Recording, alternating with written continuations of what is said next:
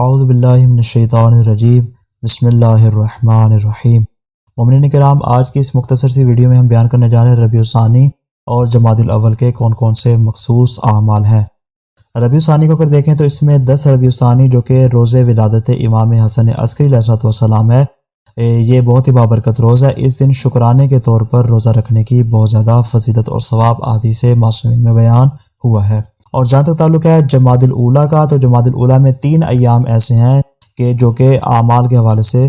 فضیلت رکھتے ہیں، جو کہ 13، 14 اور 15 جمادی الاولیٰ، یہ تینوں کی تینوں ایام چونکہ جناب سیدہ فاطمہ الزہرا سلام اللہ علیہا کے ساتھ مخصوص ہیں، لہذا ان تینوں دنوں یعنی 13 کو بھی، 14 کو بھی اور 15 کو بھی، ان تینوں دنوں میں جناب سیدہ فاطمہ الزہرا سلام اللہ علیہا کی زیارت کرنا مستحب ہے۔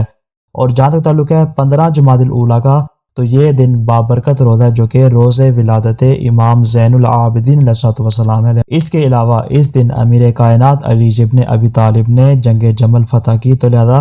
یہ جو 15 جمادی الاولیٰ کا دن ہے یہ جناب سیدہ سے بھی اختصاص رکھتا ہے، امام سجاد سے بھی مختص ہے، اور اس کے علاوہ امیر کائنات علی ابن ابی طالب کی فتح جنگ کے اعتبار سے بھی نسبت رکھتا ہے۔ تو لہٰذا جس طرح اس دن میں جناب سیدہ کونین کی زیارت کرنا مستحب ہے، ویسے اس دن امیر المومنین علی ابن ابی طالب اور سید الساجدین امام سجاد علیہ السلام کی زیارت پڑھنا بھی مستحب ہے۔ یعنی اگر خلاصہ کے طور پر ہم کہیں تو یوں کہیں گے کہ 15 جمادی الاولیٰ کو جناب سیدہ زہرا سلام اللہ علیہا، امیر کائنات علی ابن ابی طالب اور امام سجاد، ان تینوں ہستیوں کی زیارت کرنا باعث فضیلت و ثواب ہے۔ والسلام علیکم ورحمۃ اللہ وبرکاتہ۔